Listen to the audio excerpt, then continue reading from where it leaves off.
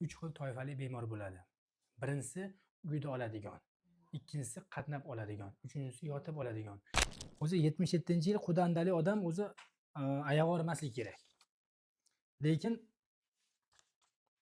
hop, o'z ishimizning xulosasi bo'yicha 77-yil ayolda yemirilishda 3-bosqich beryapti. 3-bosqich. Bilyapsiz mana. 3-bosqich. Men o'zim ushdodimmi, hali ko'rganimda, jivoy ko'rganimda ushlayapman. Mana o'zicha bilan bitta fikrlayapsiz ekan nima. O'zicha apparatda ko'ra ushlayapti, men o'zim ko'ra ushlayapman. Bu yaxshi.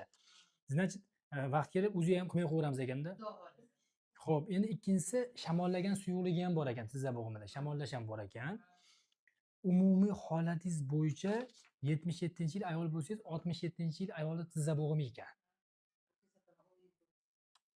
Ko'ryapsizmi?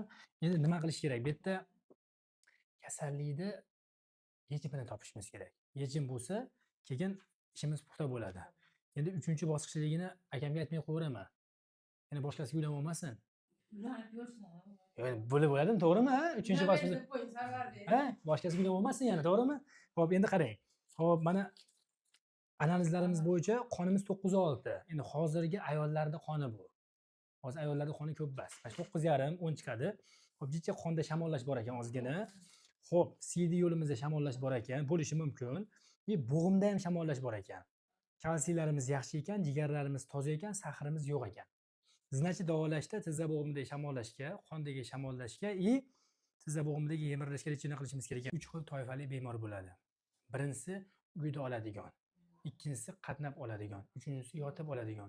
Endi yotib oladigan bemorlarning kasalligi kuchayib qolgan bo'ladi. O'shaning uchun yotib oling deymiz. Endi siz imkoniyatingizni aytyapsiz menga, xo'p, endi dori-ko'l yozib beraman, fizalechini yozib beraman, tizza bo'g'imidan kislorod olasiz. Endi meni maslahatim birinchi etapida yotib ichida olganingizda o'zgarishimiz yana ham yaxshiroq bo'lardi. Keyingi etaplarda kunlar isib qoladi, unda qatnab ichida olsangiz ham yaxshi bo'ladi.